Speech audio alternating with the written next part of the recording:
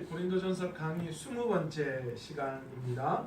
복음을 위해서 자유와 권리를 포기하는 삶이라는 제목의 말씀을 가지고 함께 은혜를 받기를 원합니다. 아직 지겹거나 그러시지 않죠? 고린도전서 강의 20번째 시간이라서 아이고 고린도전서를 이렇게 길게 하나. 그런데 그렇게 길게도 할 게 아직도 많이 남아 있더라고요. 무엇인가 포기한다는 것은 사실은 쉬운 것이 아닙니다.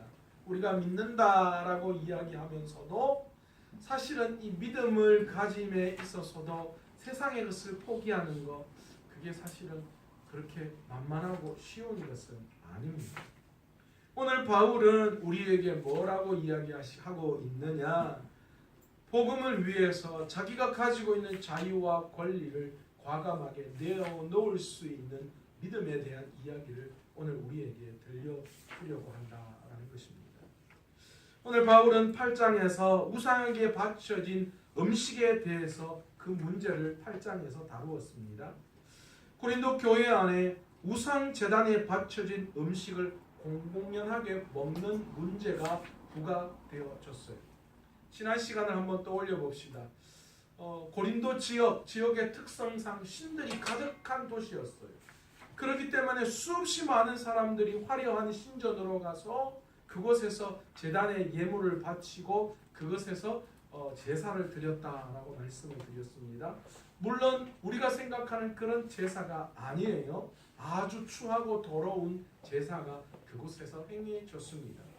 그럼에도 불구하고 수없이 많은 사람들이 어떤 일이 일어났습니까? 그 제단에 찾아갔고 그리고 그 제단에서 음란한 일을 하면서 제사를 드렸어요. 그 제단에 드려진 음식이 어땠다라는 거예요. 차고 넘쳤어요. 그 제단에서 소화시키는 것으로 끝나는 것이 아니라 그것이 결국에 시장으로 흘러 들어오게 된 거죠. 그런데 여러분, 제단에 바칠 때 여러분은 어떤 음식을 가지고 제단에 바칩니까? 대충 먹다가 남은 거 이런 거 드려요? 아니면 우리 집에 남은 거 그냥 대충 가지고 가가지고 그냥 드려놓고 그냥 제사 드리는 거예요? 아니죠. 우리가 하나님 앞에 드리는 것도 최고의 것을 드리지만 당시 고린도 지역의 사람들도 이 신전에 가서 제사를 드릴 때 그들이 제단에서 드려지는 것이기 때문에 아마도 가장 좋은 품질이 좋은 것으로 드렸을 거예요. 가장 품질이 좋은 것을 드린 그 제단에 드린 제물들이 시장으로 나왔어요. 아주 양질의 제품인데도 불구하고 어땠다고요? 금액이 당연히 정상적인 거래가 이루어지지 않았기 때문에 금액이 상당히 쌀 것으로 추정할 수 있죠. 그러니까 고린도 지역 안에 그런 일들이, 그런 음식들이 많이 나오니까 고린도 교회 사람들은 어떻게 했을까요? 그것을 사서 먹었다라는 거예요. 그들의 마음속에 그런 생각을 했어요. 아니 우상은 아무것도 아니고 우리가 그리스도 안에서 자유할 수 있는데 이까짓 거 싼 거 좋은 거 먹을 수만 있으면 되지 그게 무슨 문제야? 라고 고린도 교회 안에 있는 사람들이 그렇게 우상에게 바쳐진 제단의 음식을 먹기 시작했습니다. 그런데 그 모습을 보고 많은 사람들이 고린도 교회 안에서 분쟁이 일어나기 시작했어요. 믿음이 연약한 자들이 그 모습을 보고 넘어지기 시작했다는 거예요. 그래서 고린도 교회 안에 문제가 발생됐죠. 그 모습을 보고 바울이 뭐라고 이야기하는 거예요? 그리스도 안에서 모든 걸 자유롭게 할 수 있지만 너희 형제, 연약한 형제들을 위해서 너희가 뭐 하라고요?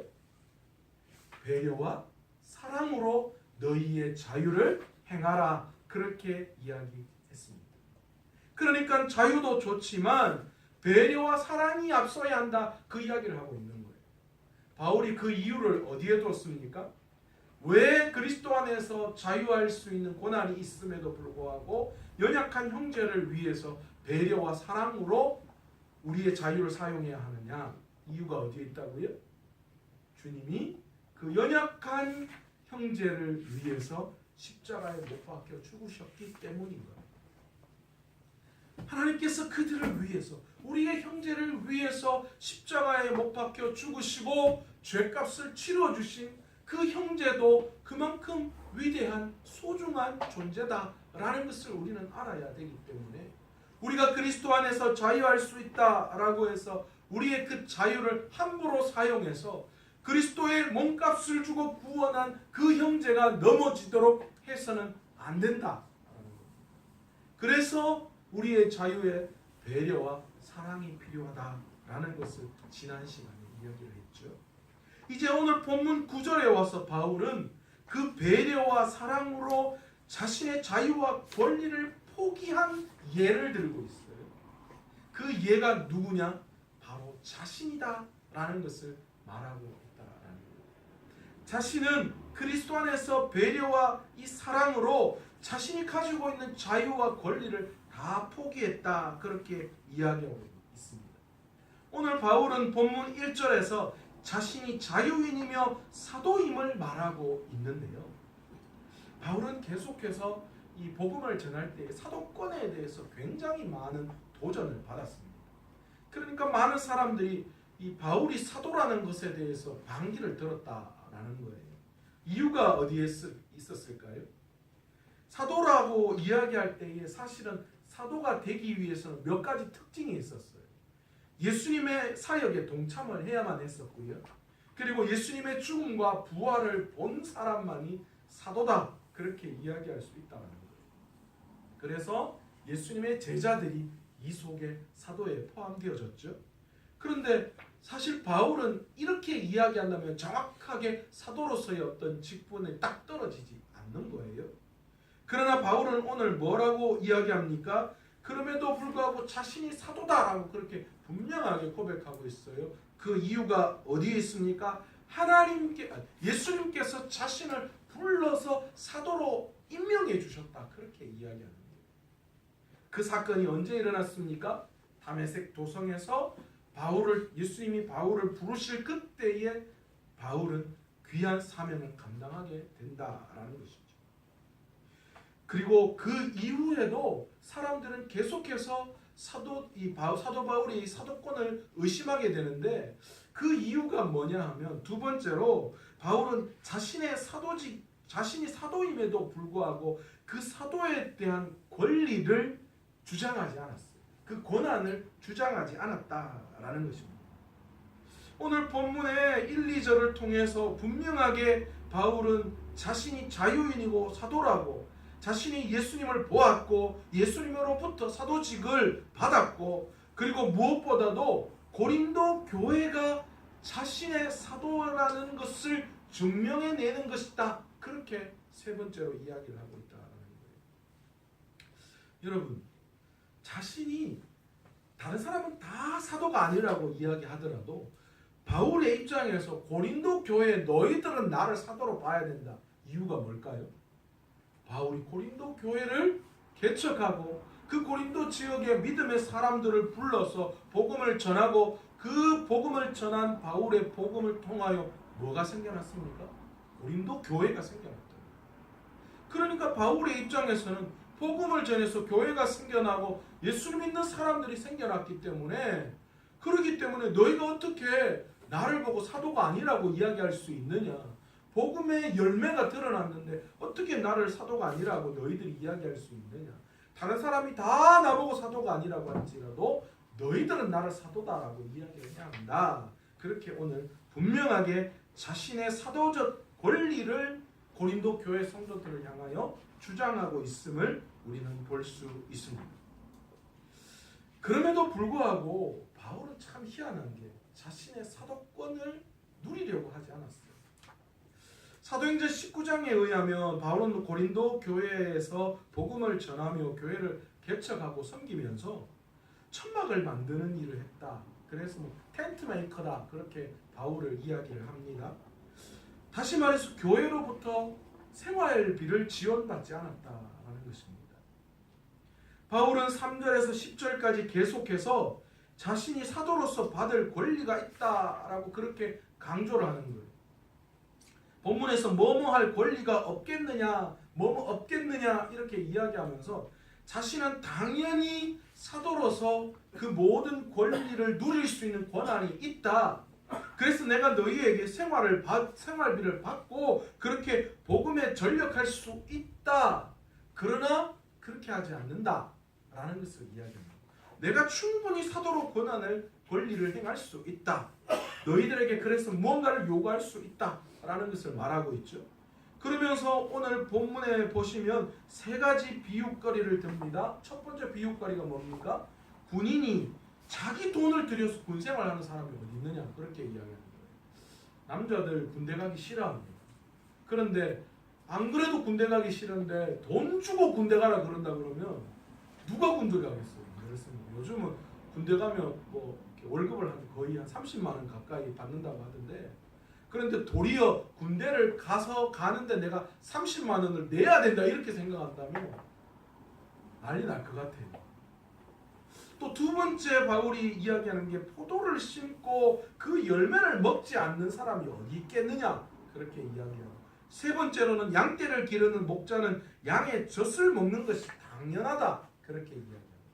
그러면서 사도로 내가 너희들의 사도로, 그래서 그 사도적 권리를 너희들에게 주장하는 것이 결코 잘못된 것이 아니다, 그렇게 이야기하는 거예요.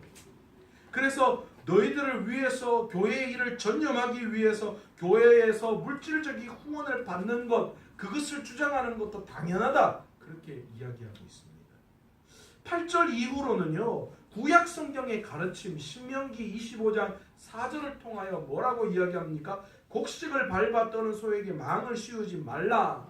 그런 말씀을 통하여 성경의 권위에 따라 바울은 교회를 위해 일하는 사역자인 자신이 재정적 지원을 받을 수 있다, 그것을 강조하고 있습니다.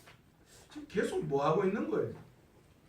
내가 너희들에게 사도로서 사도적 권위가 있다라는 것을 분명하게 계속해서 인지하고 있는 거예요.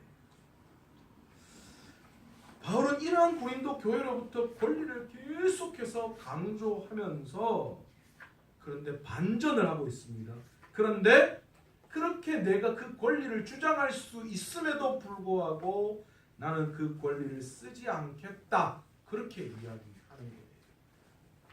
바울이 이 권리를 쓰지 않는 것이 아니라 사실은 그리스도의 복음을 전하는데 더 유익한 것이 있기 때문에, 아니 그렇게 사례를 받지 않는 것, 그 권리를 주장하지 않는 것이 복음을 전하는데 더 유익하기 때문에 나는 기꺼이 사도로서 사도의 권리를 주장할 수 있지만 내가 그것을 주장하지 않겠다, 그렇게 이야기하고 있는 것입니다.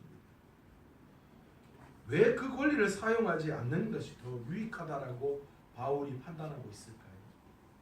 여러분, 고린도 지역을 우리는 계속해서 머릿속에 떠올려 놓아야 합니다. 고린도 지역은 철학이 횡행했던 도시였다라고 이야기했습니다. 그리고 또 고린도 지역 안에는 새로운 학문, 새로운 종교, 그것들을 받아들이고 그것들을 논하는 것을 최고의 우선으로 하는 사람들이 있다, 그렇게 제가 말씀드렸습니다. 그리고 고린도 지역 안에는 말로 밥 먹고 사는 사람들이 있었다는 거예요. 새로운 철학을 이야기하고 새로운 어떤 것에 대해서 논쟁을 하고 길거리에 나와서 사람들을 불러다가 자신의 말잘함을 자랑하면서 뭐 했어요? 거기에서 사람들에게 받는 돈으로 살아가는 사람들이 있었다라는 거죠. 그 안에 많은 헬라적 세계의 영향권으로 말쟁이들, 철학자들, 궤변론자들, 그들이 강연이나 여러 가지 토론을 통하여서 얻은 수익을 가지고 살아가는 사람들, 그런 사람들이 있었는데 바울이 생각건대 내가 만약에 복음을 전하다가 내가 복음을 전하는 것에 대한 권리를 주장하면서 내가 돈을 받을 경우 이들과 다를 바가 없다라는 거예요. 그러니까 복음이 이렇게 세상의 말쟁이들, 철학자들, 궤변론자들이 말하는 그런 것처럼 복음이 퇴색될까봐 바울은 절대 자신의 어떤 것들을 통하여 권리를 주장해서 사례를 받으려고 하지 않는다, 그렇게 이야기하고 있습니다. 사실은 이건 굉장히 획기적인 이야기였죠. 그래서 오늘 본문에도 베드로와 다른 사도들은 자신의 아내를 데리고 다니면서 사례를 받아가면서 복음을 전하는데 이례적으로 바울은 그렇게 하지 않는다, 그렇게 이야기하고 있습니다. 여러분, 하지만 그는 스스로 사도로서의 권위를 포기한 더 중요한 것은 뭐냐면 하나님의 영광을 높이고 이방인을 전도하는 것에 있어서 자신이 사례를 받는 것, 자신의 사도적인 권리를 주장하는 것, 그것이 결코 아름답다라고 판단하지 않았기 때문에, 그래서 결국은 그가 그렇게 권리를 주장할 수 있음에도 불구하고 그 권리를 내어놓을 수 있는 그런 것을 선택했다, 그렇게 이야기하는 거죠. 복음을 위해 전적으로 헌신한 바울의 모습은 자신의 권리를 제한하는 것으로 사역의 현장에서 드러났습니다. 기꺼이 복음을 위한다면 내 권리 정도는 내가 제한하고 또 하지 않는, 그것을 주장하지 않는 것, 그 정도 할 수 있다는 거예요. 복음을 위해서라면 그 어떤 장애도 극복하겠다라는 거예요. 그런데 오늘 그리스도인이라고 하는 우리들은 어떻습니까? 또 그리스도 안에 그리스도인들 중에서 리더로 또 목사라고 하는 그런 권위 있는, 그런 권위와 특권을 가지고 있는 그런 리더들, 과연 그 리더들이 그 권위와 특권을 지금 어떻게 사용하고 있습니까? 저는 우리 교회 오면서 너무너무 감사한 것이 하나 있습니다. 그리고 또 노회나 이런 걸 참석하면서 여러분들에게 더 감사한 것이, 여러분들에게 감사하는 마음이 더 커진 것을, 저는 감사한 마음이 더 커지고 있음을 제가 알 수 있습니다. 왜냐하면요, 제가 우리 교회에서 계속 사역을 하고 말씀을 전하고 우리 교회 형편을 알면 알수록 여러분들이 저에 대해서 대우해 주시는 그 대우가 우리 교회로서 할 수 있는 그 대우에 버거울 정도로 저를 대우하고 인정해 주고 계시다라는 것을 그렇게 계속해서 확인하게 되니까요. 여러분들에게 제가 너무너무 감사한 마음뿐입니다. 우리 교회로서 목사에게 대우해주는 이런 것들, 이 권위를 인정하고 또 대우해주는 게 정말 최고다. 그렇기 때문에 제가 여러분들에게 참 감사하고 또 하나님 앞에 감사할 수밖에 없더라고요. 그런데 어떤 교회 목사님은요, 자기 교회 형편이나 이런 거 생각하지 않고 뭐라고 이야기하느냐, 다른 교회에 목사들 외제차 타고 다니고, 자기 친구 교회 목사 외제차 타고 다닌다. 그러면서 당회에 들어가서 장로님들에게, 아니 다른 교회 목사들은 다 외제차 타고 다니는데 나만 뭐 똥찌그리한 차 타고 다니기 뭐냐고 바꿔달라고 그렇게 이야기한대요.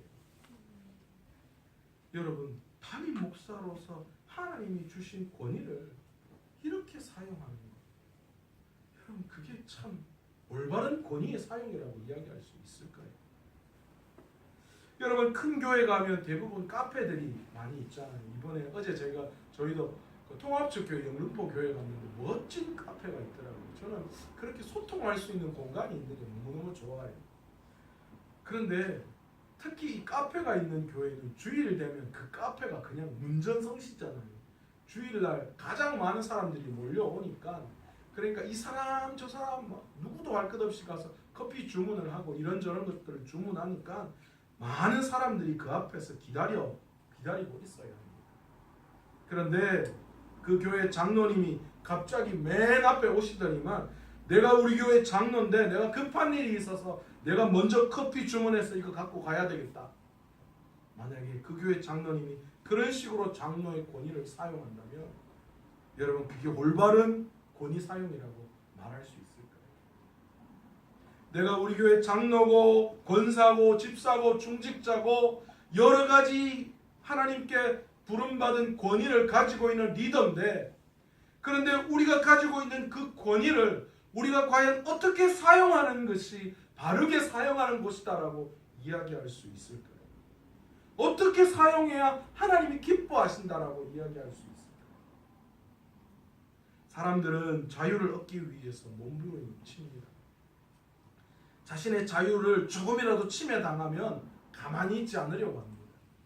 그렇잖아요.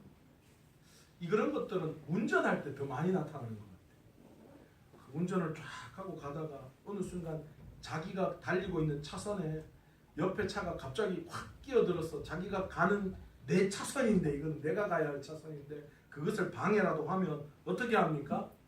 좀 점잖은 사람들은 그래도 빵빵하고 맙니다. 그거보다 성격 더 급한 사람은 뭐합니까? 쌍라이트 빵빵하고 쌍라이트 깜빡깜빡합니다. 그거보다도 더 급한 사람들은 뭐합니까? 창문 내립니다.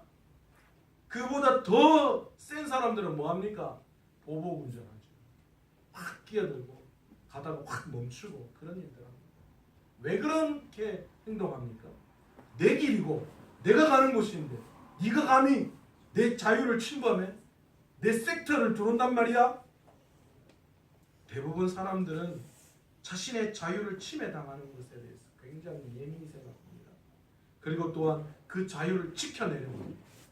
그런데 사실 그 자유를 지켜내는 거, 그들이 우리가 이야기하는 자유가 뭐예요? 내 소유와 내 욕망을 지키고 싶은 거예요. 그거 빼앗기고 싶지 않은 거예요.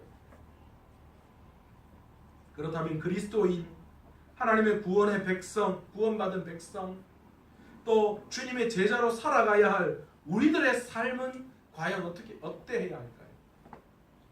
과연 우리에게 주어진 우리의 자유, 그리스도인의 자유, 우리가 가지고 있는 갖가지 권리, 이런 것들 어떻게 사용하는 것이 하나님이 기뻐하시는 것인가? 여전히 세상 속에서 권위를 누리며 자신에게 주어진 자유만을 생각하고 그것을 누리려고 한다면 우리가 세상 사람들과 다른 것이 무엇이 있을까요? 우리가 과연 그렇게 하면서 그리스도인이다 라고 이야기할 수 있을까요? 우리 그리스도인이 왜 세상 가운데 욕먹고 있어요? 왜 예수 믿는 사람이 더하다라는 이야기를 듣고 있을까요? 사람들은 예수 믿는다고 하면 기본적인 기대감이 있어요. 예수를 믿는다고 한다면 그래도 이 정도는 아닐까, 그런 생각을 가지는 거예요. 우리가 그들보다 더 못됐거나 잘못된 게 아니라요. 모든 사람에게는 예수 믿는다라고 이야기할 때 기본 그런 기대감이 다 있는데 그들의 마음속에 있는 그 기대감을 우리가 채워주지 못하기 때문에 우리 같은 나쁜 사람 아니에요. 뭘 세상 사람들이 더 나쁘지. 예수 믿는 우리가 뭐 더 나빠요. 그러나 우리가 기대치에 이르지 못하기 때문에 그렇습니다. 그렇다면 우리가 그 기대치에 이르기 위해서 세상 사람들이 예수 믿는 사람이다 라고 이야기했을 때 이야기하는 그 기대치는 뭘까요? 예수의 냄새, 예수 믿는 티가, 예수 믿는 사람으로서 무언가 세상 사람들과 구별되어지는 것이 나타나야 한다라는 것이죠. 그런데 오늘 사도 바울은 바로 그런 구별되고 거룩함, 바로 그런 자유를 어디에서 이야기를 하고 있는가? 바로 오늘 자신을 통하여 드러내고 있다.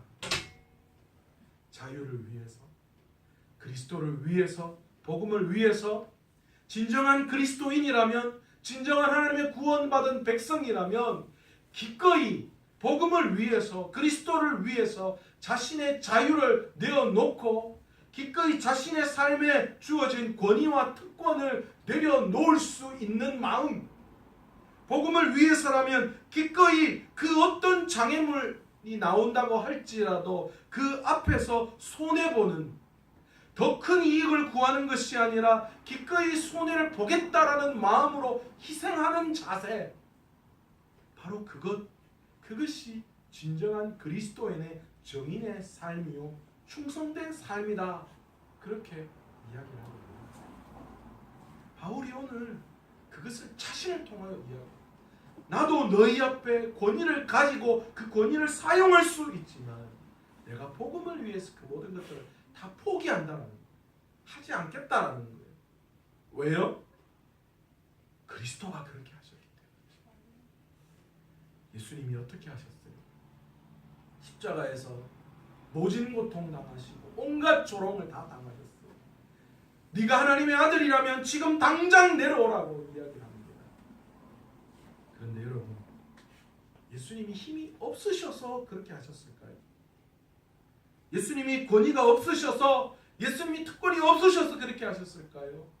아마 그 순간 아마 머리카락 한 번 흔들어 버리시면 세상이 다 뒤집어 엎어 놓을 수 있는 그런 권위와 능력을 가지고 계신 분이셨습니다. 그런데 우리 주님은 그것을 사용하지 않으셨어요.